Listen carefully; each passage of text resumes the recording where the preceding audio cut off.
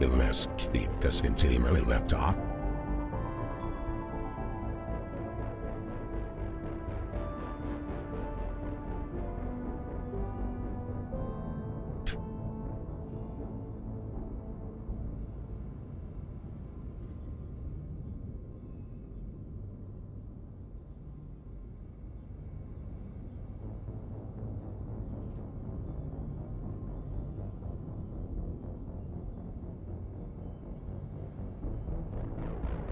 Ja.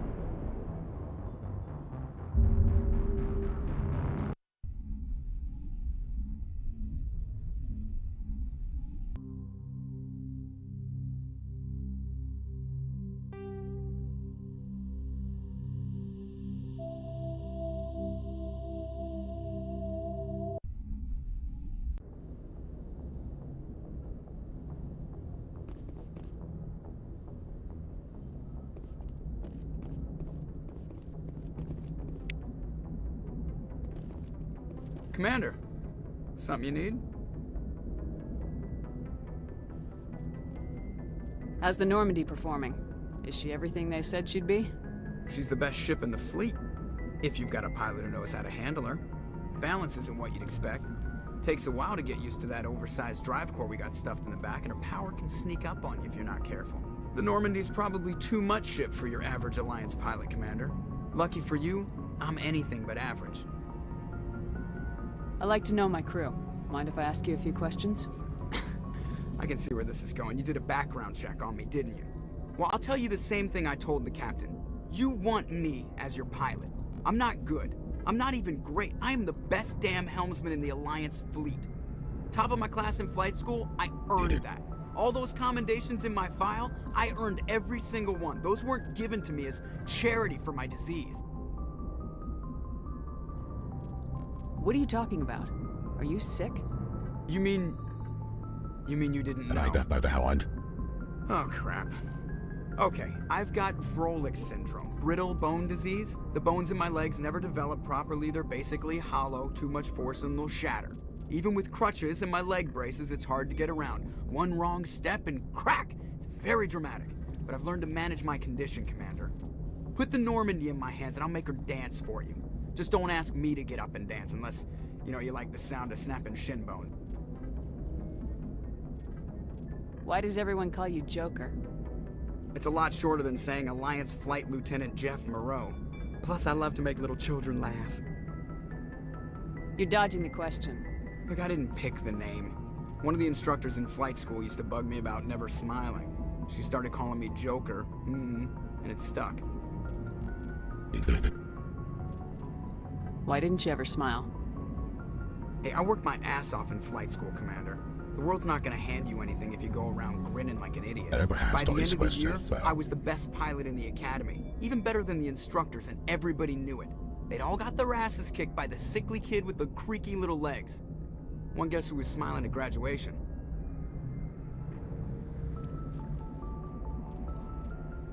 I have to go. All right, see ya.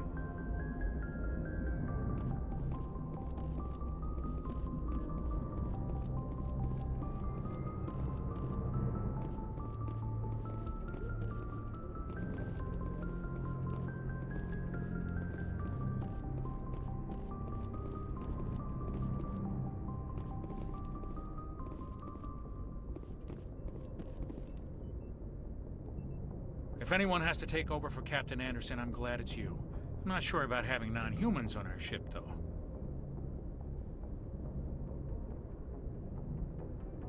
We're all on the same team here, Presley. With all due respect, ma'am, that's what they said about Nihilus. Look how that turned out. I'm in charge here, Presley. I decide if we have non-humans on this vessel. Yes, ma'am. Understood, ma'am. Carry on, Presley. Yes, ma'am.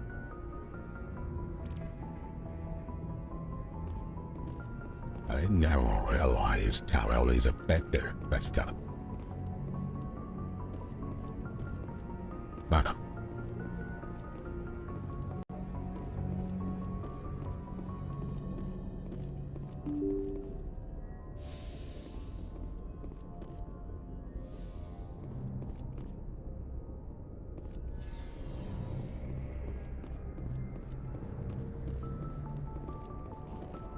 med respiration kan komme selv, og bare ikke dig det der. Innocence. Det får jeg XP.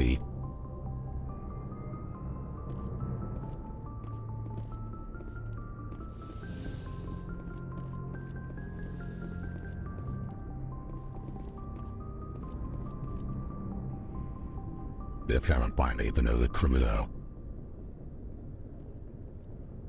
Anything you Never need, Commander? shanks.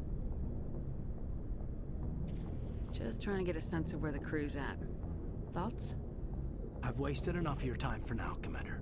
We'll have time for personal debriefings later. What's your opinion on the last mission? I don't see how we could have done things any better. At least not without getting to Eden Prime sooner. And we were on the scene faster than any other Alliance ship could have been. We'll talk another time, Lieutenant. Commander?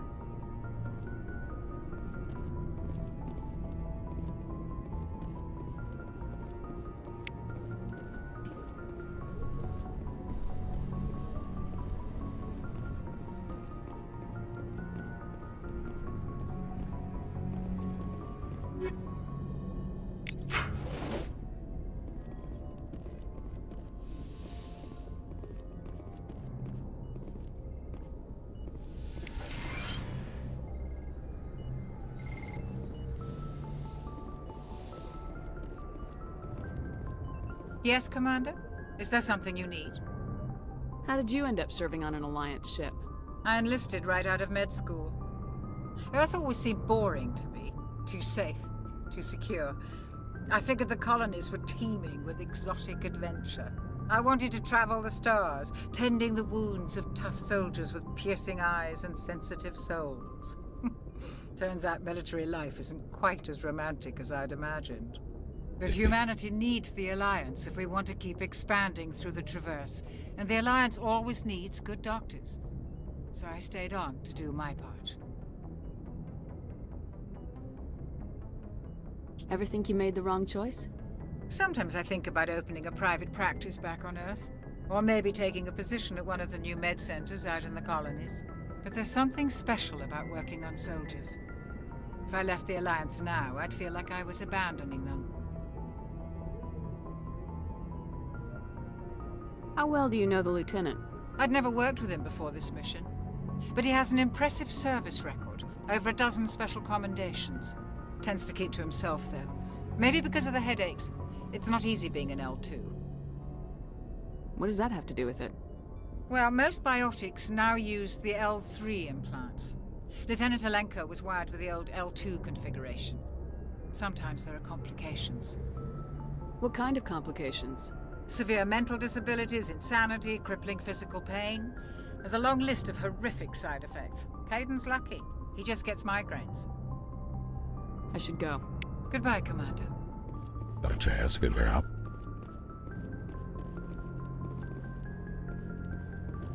You been examining here? Where's the head?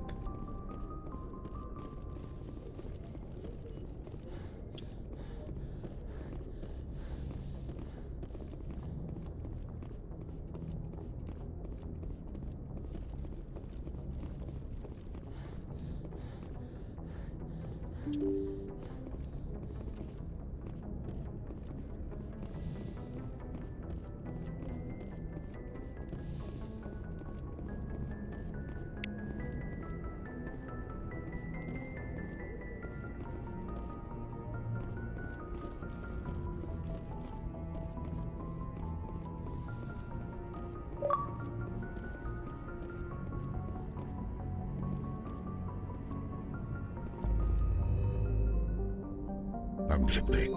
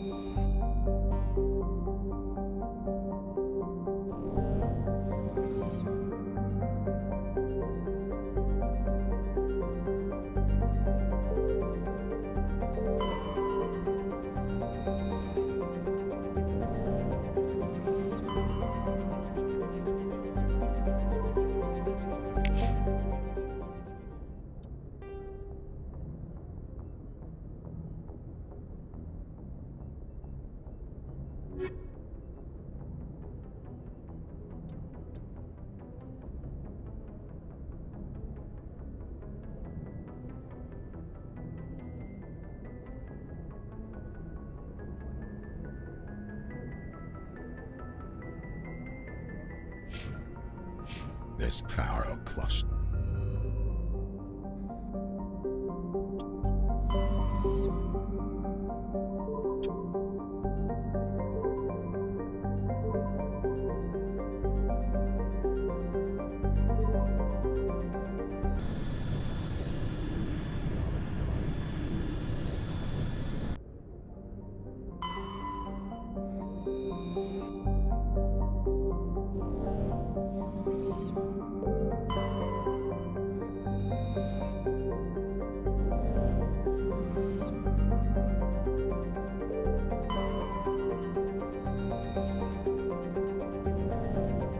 I think that's where you could go.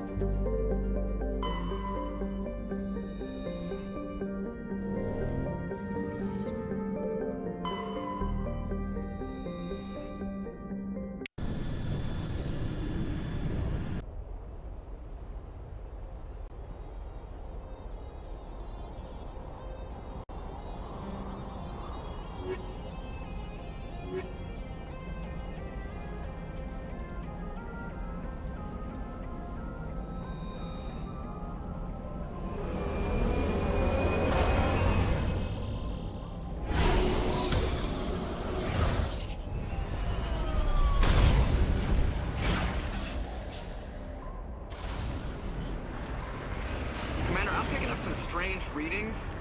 Really strange, like off the damn charts. It looks like it's coming from an underground complex a few clicks away from the drop zone.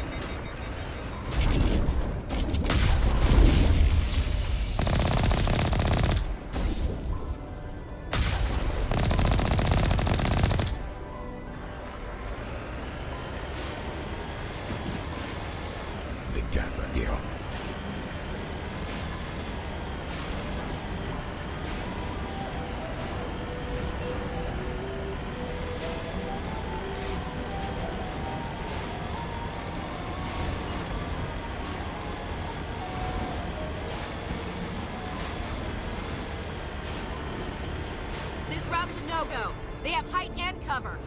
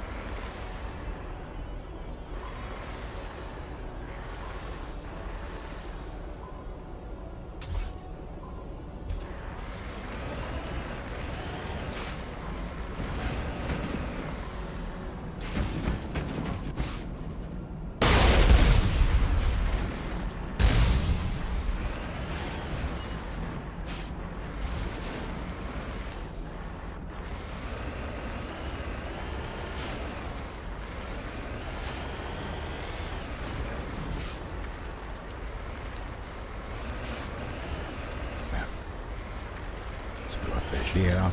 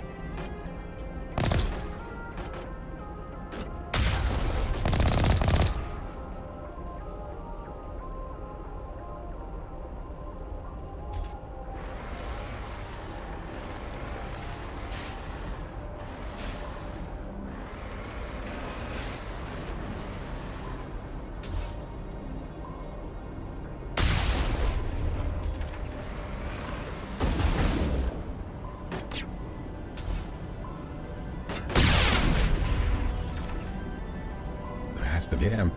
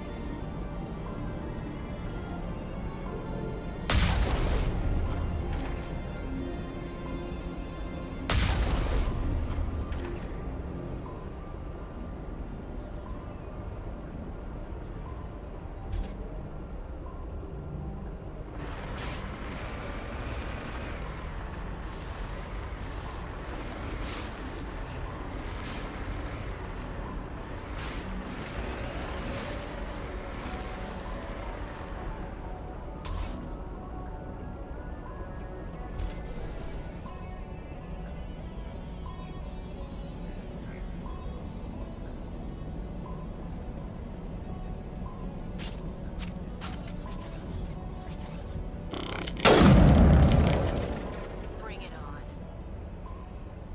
Yeah, he did.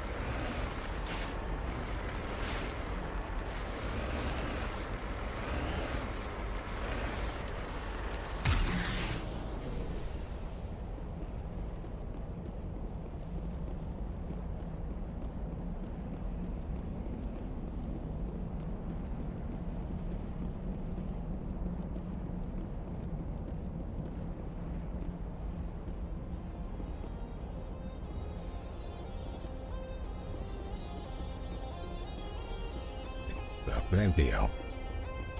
Must be the other one.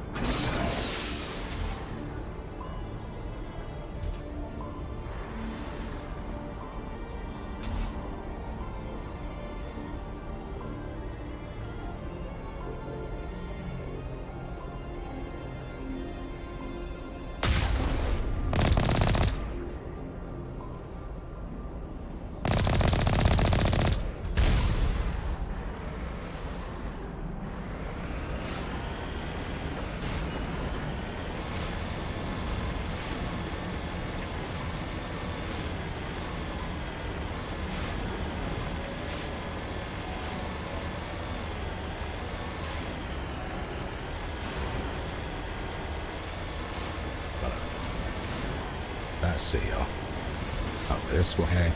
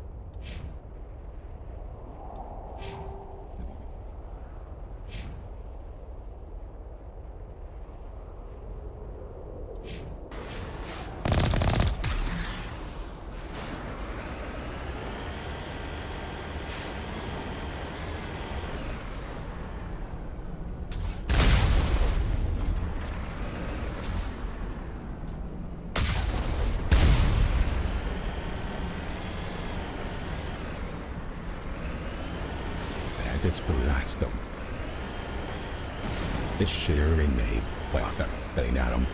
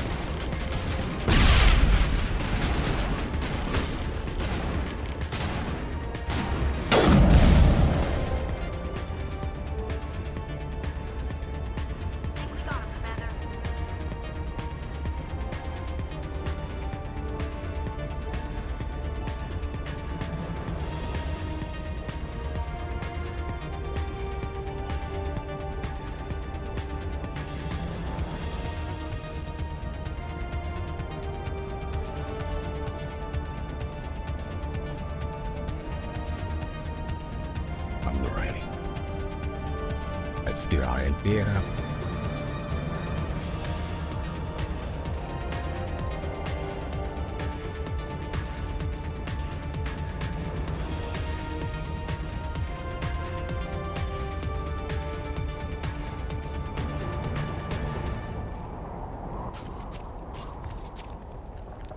Oh, good thing time.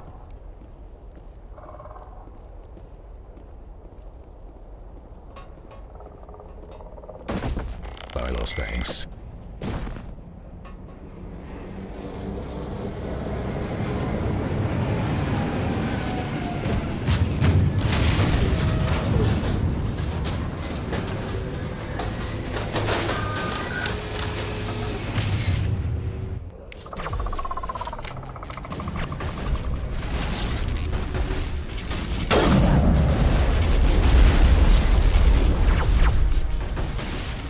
Lost shield!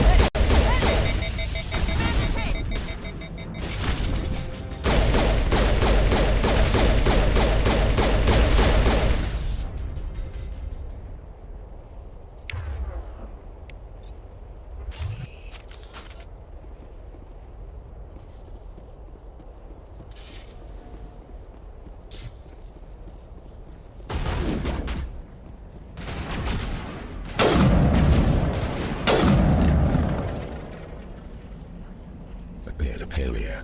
All targets down.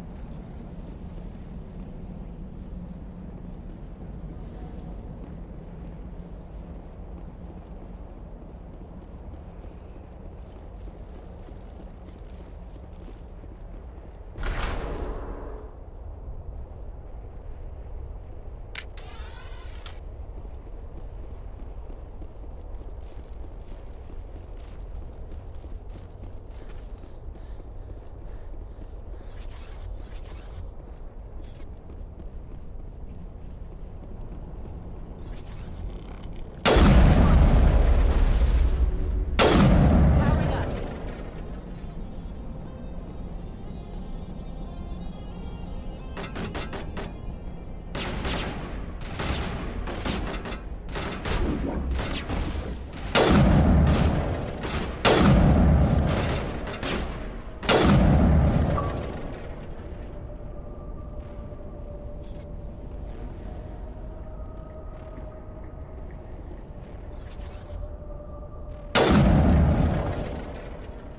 Still Perimeter clear.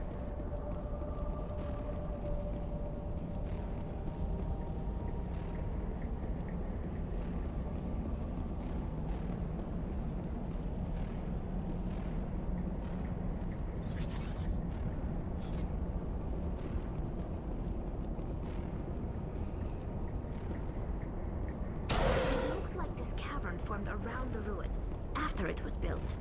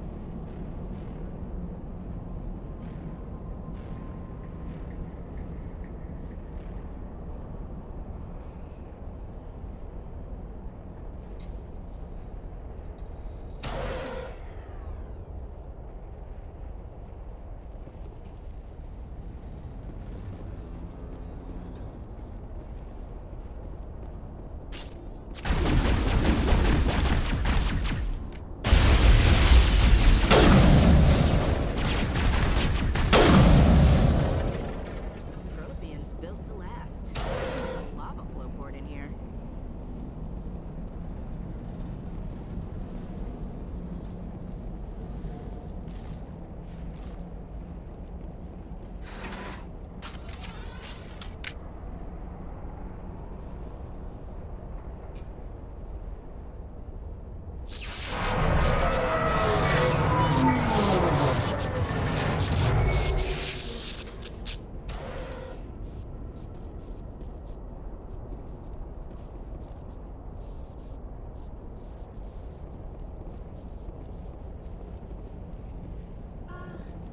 Hello?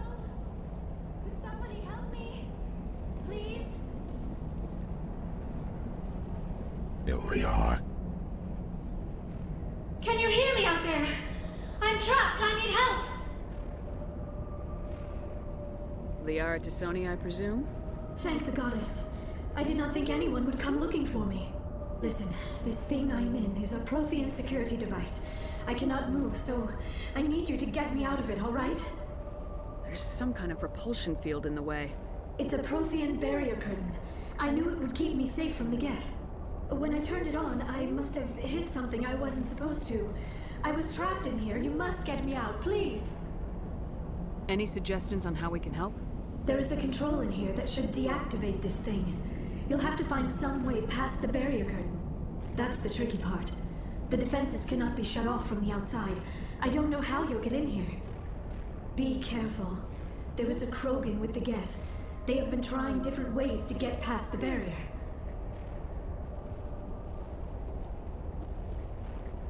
All right.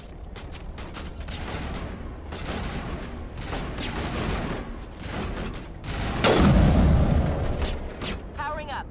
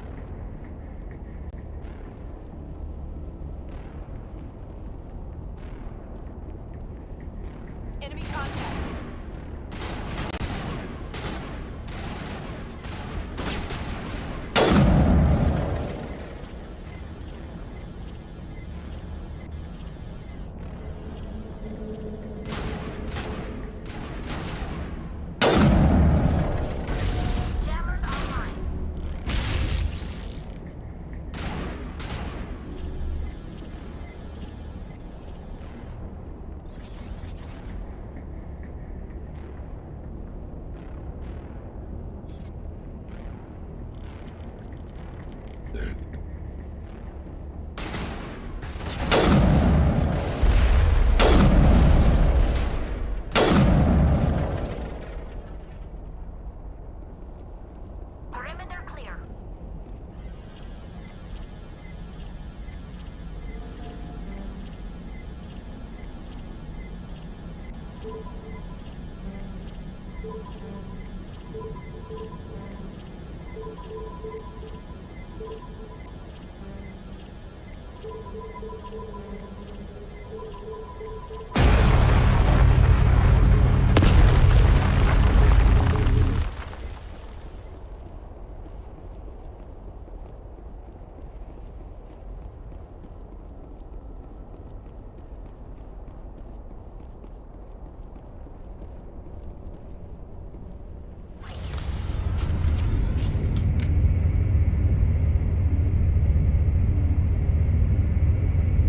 In here.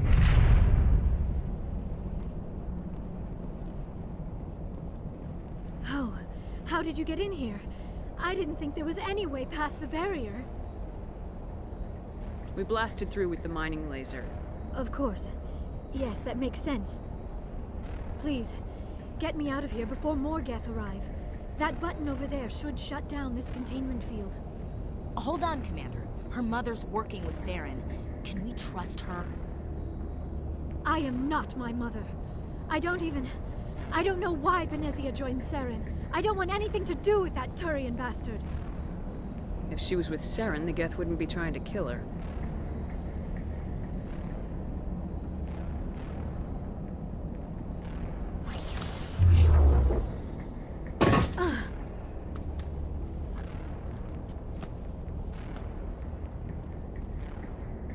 Any idea how we get out of this place? There is an elevator back in the center of the tower. At least I think it's an elevator. It should take us out of here. Come on! I still cannot believe all this. Why would the Geth come after me? Do you think Benezia's involved? Saren's looking for the conduit. Think fast, Miss Prothean expert. The conduit, but I don't know. What the hell was that? These ruins are not stable. That mining laser must have triggered a seismic event. We have to hurry. The whole place is caving in.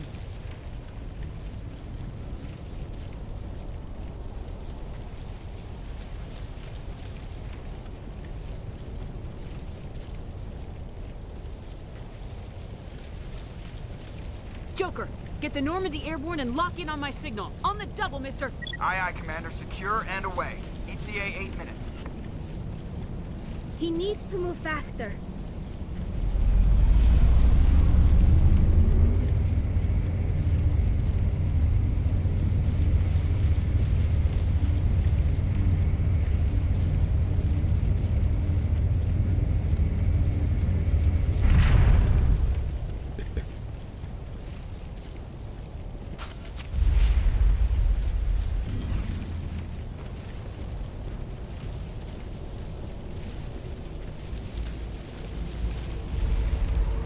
Surrender.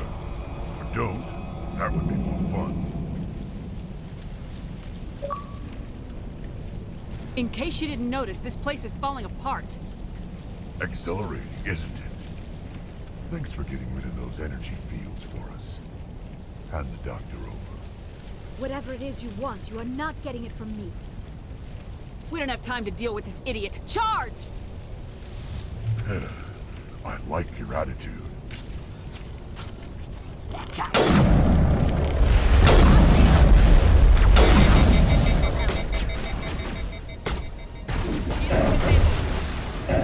up.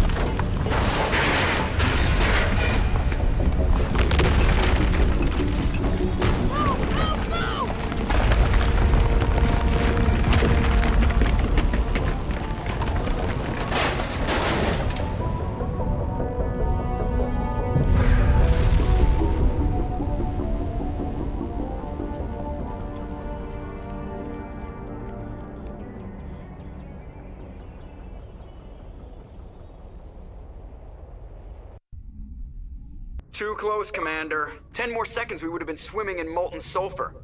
The Normandy isn't equipped to land in exploding volcanoes. They tend to fry our sensors and melt our hull. Just for future reference. We almost died out there, and your pilot is making jokes? It's a coping mechanism. You'll get used to it. I see. It must be a human thing. I don't have a lot of experience dealing with your species, Commander. But I am grateful to you. You saved my life back there, and not just from the volcano. Those Geth would have killed me or dragged me off to Saren. What did Saren want with you? Do you know something about the conduit? Only that it was somehow connected to the Prothean extinction. That is my real area of expertise. I have spent the past 50 years trying to figure out what happened to them. Just how old are you exactly? I hate to admit it, but I am only 106. Damn! I hope I look that good when I'm your age. A century may seem like a long time to a short-lived species like yours, but among the Asari, I am barely considered more than a child. That is why my research has not received the attention it deserves. Because of my youth, other Asari scholars tend to dismiss my theories on what happened to the Protheans. Did your research turn up anything interesting? What is interesting is what I did not turn up. There is remarkably little archaeological evidence of the Protheans, and even less that might explain why they disappeared. It is almost as if someone did not want the mystery solved. It is like someone came along after the Protheans were gone and cleansed the galaxy of clues. But here is the incredible part. According to my findings, the Protheans were not the first galactic civilization to mysteriously vanish. This cycle began long before them. What cycle? What are you talking about? The galaxy is built on a cycle of extinction. Each time a great civilization rises up, it is suddenly and violently cast down. Only ruins survive. The Protheans rose up from a single world until their empire spanned the entire galaxy. Yet even they climbed to the top on the remains of those who came before. Their greatest achievements, the mass relays and the Citadel, are based on the technology of those who came before them. And then, like all the other forgotten civilizations throughout galactic history, the Protheans disappeared. I have dedicated my life to figuring out why. They were wiped out by a race of sentient machines, the Reapers. The Reapers? But I have never heard of. How do you know this? What evidence do you have? There was a damaged Prothean beacon on Eden Prime. It burned a vision into my brain. I'm still trying to sort out what it all means. Visions? Yes, that makes sense. The beacons were designed to transmit information directly into the mind of the user. Finding one that still works is extremely rare. No wonder the Geth attacked Eden Prime. The chance to acquire a working beacon, even a badly damaged one, is worth almost any risk. But the beacons were only programmed to interact with Prothean physiology. Whatever information you received would have been confused, unclear. I am amazed you were able to make sense of it at all. A lesser mind would have been utterly destroyed by the process. You must be remarkably strong-willed, Commander. This isn't helping us find Saren, or the conduit. Of course, you're right. I am sorry, my scientific curiosity got the better of me. Unfortunately, I do not have any information that could help you find the conduit, or Saren.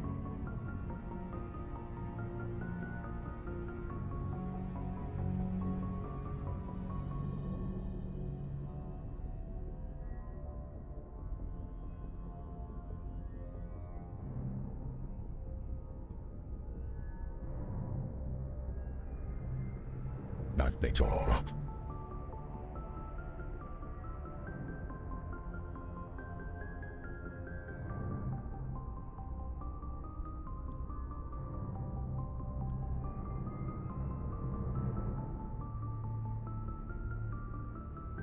Better go down. I don't know why Saren wanted you out of the picture, but I think we'll be a lot better off if we bring you along. Thank you, Commander. Saren might come after me again. I cannot think of anywhere safer than here on your ship. And my knowledge of the Protheans might be useful later on. And her biotics will come in handy when the fighting starts. Good to have you on the team, Liara. Thank you, Commander. I am very grateful. Oh, I am afraid I am feeling a bit lightheaded. When was the last time you ate? Or slept? Dr. Chakwa should take a look at you. It is probably just mental exhaustion, coupled with the shock of discovering the Prothean's true fate. I need some time to process all this. Still, it could not hurt to be examined by a medical professional. It will give me the chance to think things over. Are we finished here, Commander? Go see the doctor. The rest of you, dismissed. Mission reports are filed, Commander. You want me to patch you through to the Council?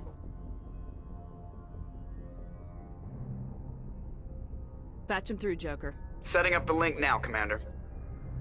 We've received your report, Commander. I understand Dr. Tassoni is on the Normandy. I assume you're taking the necessary security precautions. Liara's on our side. The Geth were trying to kill her. Benezia would never allow Saren to kill her daughter. Maybe she doesn't know. Or maybe we don't know her. We never expected she could become a traitor. At least the mission was a success. Apart from the utter destruction of a major Prothean ruin. Was that really necessary, Shepard?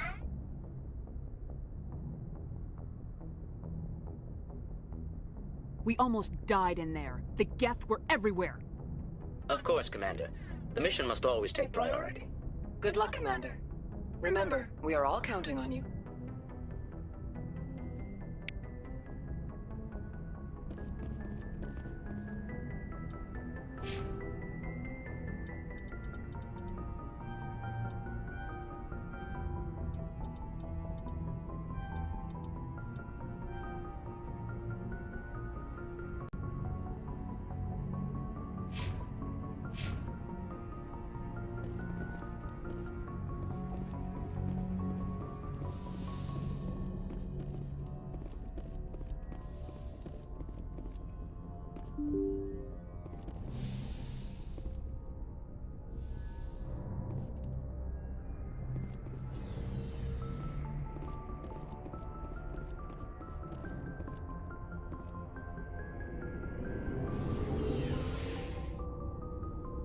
This will see off by Liara. Good talk, job.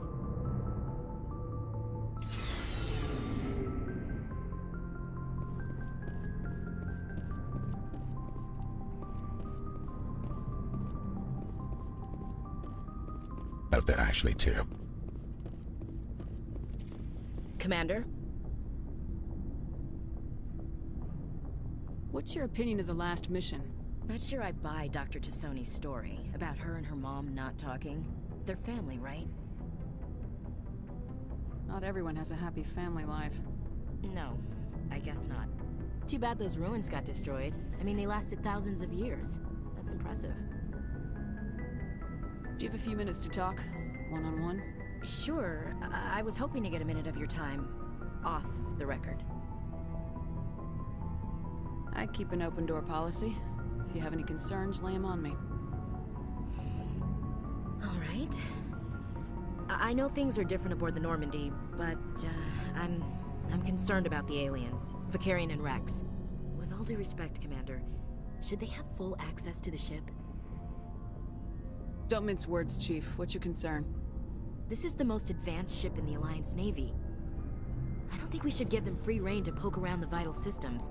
Engines, sensors, weapons.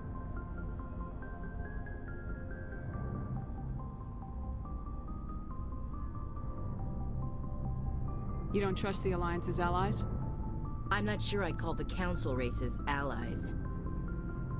We, humanity, have to learn to rely on ourselves. Standing up for ourselves doesn't mean standing alone. I don't think we should turn down allies. I just think we shouldn't bet everything on them staying allies. As noble as the council members seem now, if their backs are against the wall, they'll abandon us. I don't see that as inevitable. Look, if you're fighting a bear and the only way for you to survive is to sick your dog on it and run, you'll do it.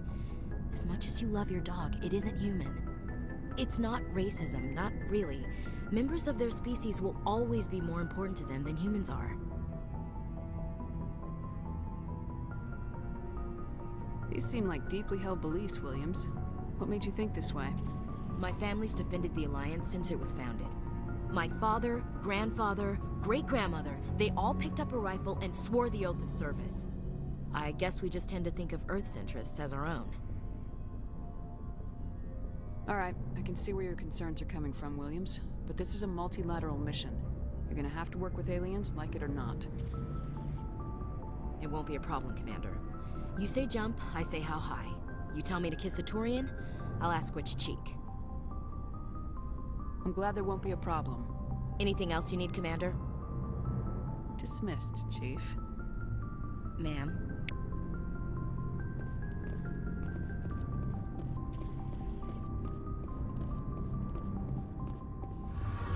And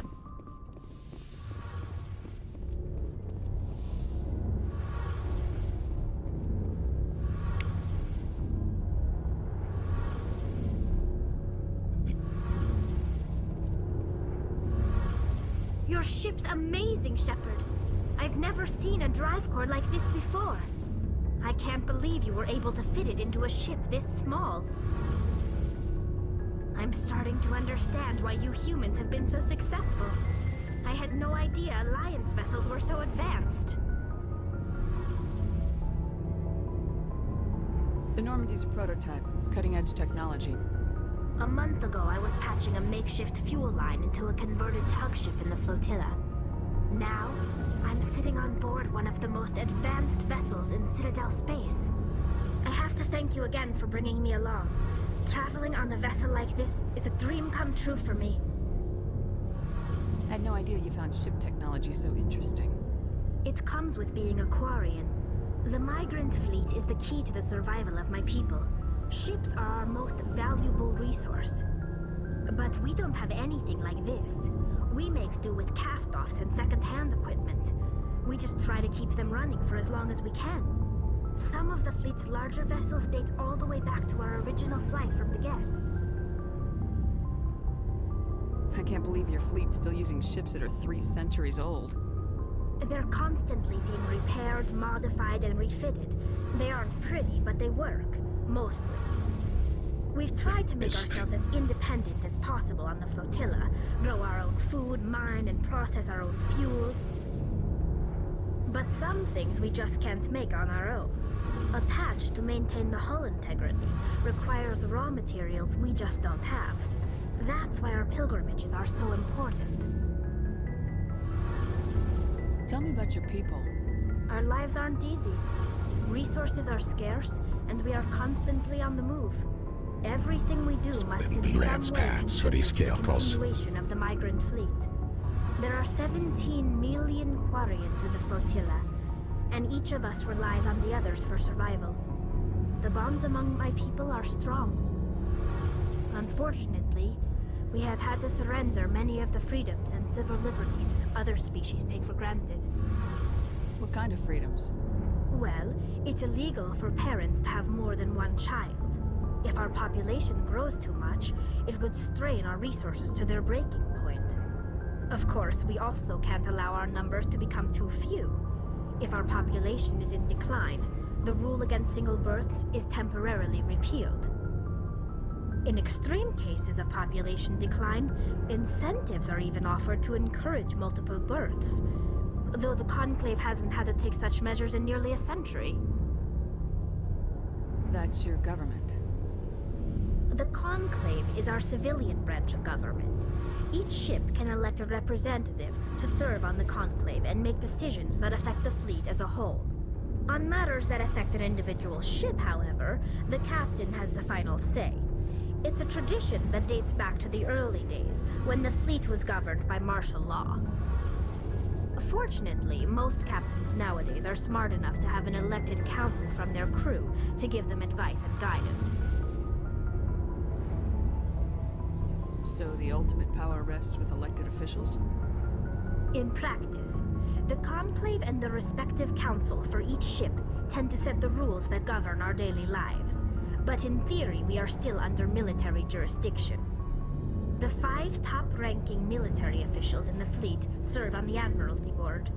These 5 have the power to overrule any decision by the Conclave in case of emergency. To do so requires unanimous agreement among the Admiralty, and they can only do this once. After that, the entire board must resign their posts. It's a safeguard that served us well. In nearly 3 centuries, the Admiralty Board has only overruled the Conclave 4 times. I want to know more about the pilgrimage. When my people reach maturity, we leave our birth ships and seek acceptance with a new crew. It's necessary to maintain genetic diversity among the fleet. But no ship wants to accept someone who will be a burden on them. So, to prove our worth, we embark on a pilgrimage. We set out alone, leaving the flotilla and our families behind us. We only return once we have found something of value we can bring back to the fleet. This is presented as a gift to the captain of the respective ship we wish to join. If the gift is accepted, we are welcomed into the crew. Can a captain choose to reject the gift? That doesn't happen often. Most captains are eager to increase the size of their crew. It increases their own standing in our society. Even when a gift is not particularly valuable, the captain usually accepts it out of a sense of tradition. However, there is a stigma to presenting a substandard gift. It's not the best way to make a good impression on a new community. Most pilgrims don't return until they find something worthwhile. I can't believe they just send you off alone. It's not like they just cast us out. Before we leave, we are given lessons in how to survive outside the flotilla, and given gifts to help us on our journey. We also receive implants to fight off sickness and disease. Generations of living in an isolated and highly controlled environment have left our immune systems weaker than most. By the time we leave the fleet, we are well equipped for the pilgrimage. This is a rite of passage for all Quarians. If it were dangerous, our numbers would suffer. Virtually every pilgrimage ends with a triumphant return and the ritual presentation of the gift to one of the fleet's captains. I want to talk about something else. Like what? I want to know more about the Geth. I doubt I can tell you anything you don't already know. It's been almost 3 centuries since they drove my people into exile. All I know is the story of their origins. What they were when we created them, and how they turned on us. Interesting. The Geth were originally created to serve as an automated manual labor force. Initially, their intelligence was as limited as any VI. Over time, we made small modifications to their programming to allow them to perform more varied and complex tasks, bringing them closer and closer to true AI status. How come the Council didn't step in and stop you? This wasn't true AI research. We may have been skirting the bounds of the law, but we never did anything that was actually illegal. The changes were so insignificant, so gradual, that we were able to control them. Or so we thought. But one thing we underestimated was the power of the neural network. 1 million Geth thinking simultaneously created an inherently unstable matrix. So the Geth share brainpower? Many of the Geth's logic systems were designed to work in concert with other nearby Geth. Basically, the more of them you have in a group, the smarter they are. So there's some sort of group consciousness? No, nothing like that. They cannot share sensory data or information. Their programming cannot handle that much simultaneous input. Each Geth maintains an individual awareness and identity. The neural network only operates on a process-based level. It's basically the synthetic equivalent of a subconscious. But when they're in close proximity, they can coordinate low-level functional processes, freeing up more capacity for original or independent thought. What made them rebel? As we built more and more Geth, their effective intelligence became more sophisticated, more abstract. One day, a Geth began to ask its Quarian overseer questions about the nature of its existence. Am I alive? Why am I here? What is my purpose? As you can imagine, this caused a near panic among my people. What did you do? It was inevitable the newly sentient Geth would rebel against their situation. We knew they would rise up against us, so we acted first. A general order went out across all Quarian-controlled systems to permanently deactivate all Geth. The Geth responded to this order violently. Hey, you can't blame them for fighting for their survival. We had no other choice. The Geth were already on the verge of revolution. By acting quickly, we had a chance to end the war before it began. The hope was that most of the Geth would still be little more than machines, incapable of organized resistance. But they had progressed much further than anyone anticipated. The war was long and bloody. Millions upon millions of Quarians died at their hands. In the end, we were forced to flee our own homeworld. We feared the Geth would pursue us, but they never came beyond the Veil. Now we drift through space, exile searching for a way to reclaim what was once ours.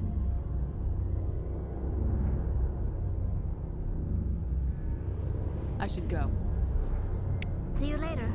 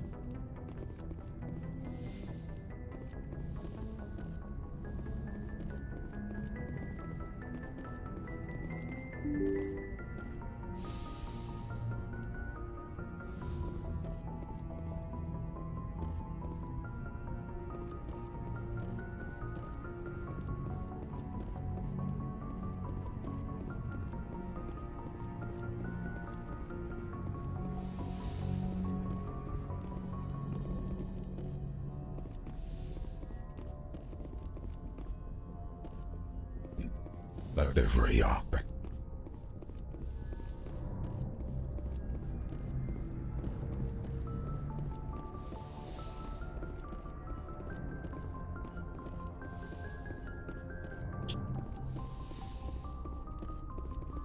About this, yes.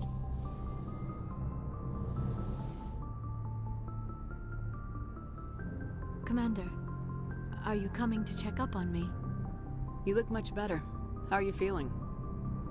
Dr. Chakwas assures me I am going to be fine. I was impressed with her knowledge of Asari physiology. You're in good hands. Dr. Chakwas knows what she's doing. I never properly thanked you for saving me from the Geth, Commander. If you hadn't shown up, I'm just glad we got there in time. So am I. I know you took a chance bringing me aboard this ship.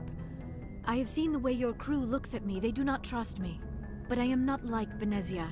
I will do whatever I can to help you stop Saren. I promise. Don't worry, Liara. I trust you. I know you won't let me down. It means a lot to hear you say that, Commander. Thank you. Tell me about yourself, Liara. Me? I am afraid I am not very interesting, Commander. I spend most of my time on remote digs, unearthing mundane items buried in long-forgotten Prothean ruins. Sounds dangerous. And lonely. Sometimes I would run afoul of indigenous life forms or stumble across a small band of mercenaries or privateers. But I was always careful. Until the Geth followed me to Artemis Tau. I never found myself in any situation my biotics could not handle. As for the solitude, well, that is one aspect that most appealed to me. Sometimes I just need to get away from other people. You don't like other people? I suppose it comes from being a matriarch's daughter. People expected me to follow in Benezia's footsteps. They wanted me to become a leader of our people. Matriarchs guide their followers into the future. They seek the truth of what is yet to come. Maybe that's why I became so interested in the secrets of the past. It sounds so foolish when I say it out loud. It sounds like I became an archaeologist simply to spite Benezia. All children rebel against their parents. It's a natural part of growing up. Aha, you share the wisdom of the matriarch, Shepard. That is exactly what Benezia said when I told her of my decision. But there was more to it than that. I felt drawn to the past. The Protheans were these wondrous, mysterious figures. I wanted to know everything about them. That is why I find you so fascinating. You were marked by the beacon on Eden Prime. You were touched by working Prothean technology. Sounds like you want to dissect me in a lab somewhere. What? No, I did not mean to insinuate. I never meant to offend you, Shepard. I only meant that you would be an interesting specimen for an in-depth study. No, that's even worse. Calm down, Liara. I was only joking. Joking? Oh, by the goddess, how could I be so dense? You must think I am a complete and utter fool. Now you know why I prefer to spend my time in the field with data disks and computers. I always seem to say something embarrassing around other people. Please, just pretend this conversation never happened. I'd like to know more about the Asari. We were the first species to discover the Citadel. We were instrumental in forming the Council, and we always strive to be the voice of peaceful cooperation in galactic disputes. My people believe we are all part of a single galactic community. Each species contributes something to the greater whole. Although we seek to understand other species, it seems few of them seek to understand us. The galaxy is filled with rumors and misinformation about my people. Like what? Most of the inaccuracies are centered around our mating rituals. My species is monogendered. Male and female have no real meaning for us. We still require a partner to reproduce. This second parent, however, may be of any species and any gender. I don't understand. Your species can mate with anyone? Mating is not quite the proper term, not as you understand it. Physical contact may or may not be involved, but it is not an essential element of the union. The true connection is mental. Our physiology allows us to meld with other beings. We can touch the very depths of their minds. We explore the genetic memory of their species.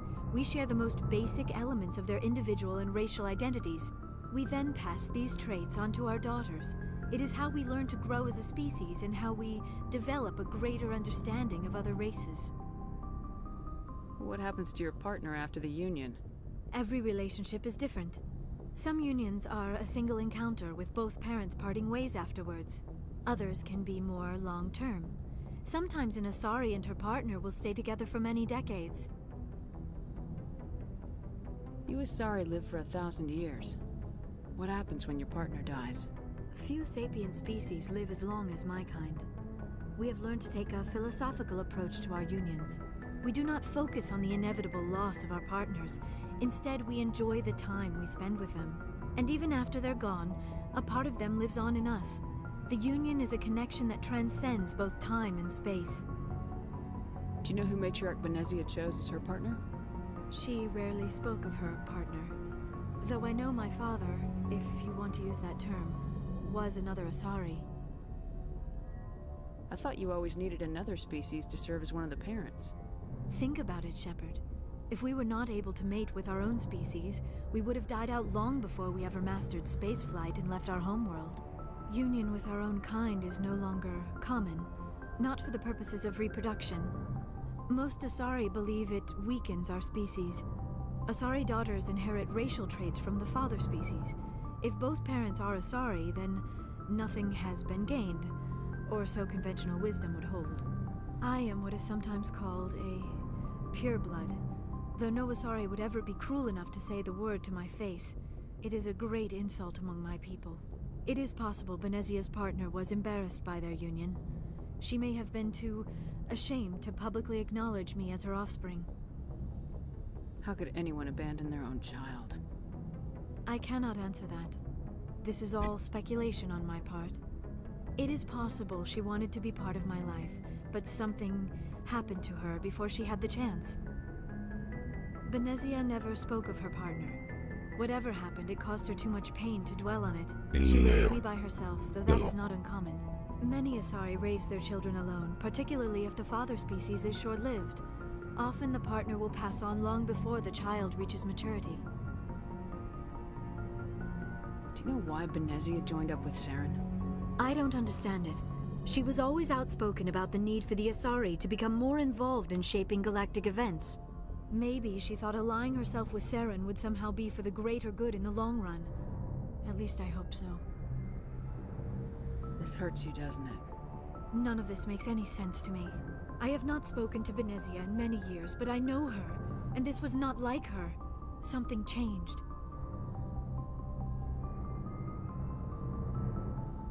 I should go. Goodbye, Shepard.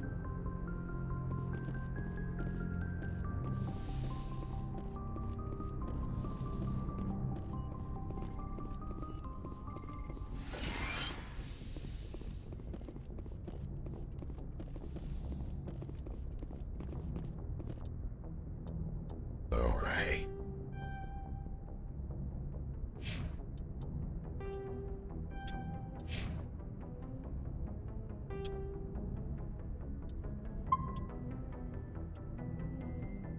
Well, great. Say, be out in bit. Think I'll hang out tonight. And, what will I say?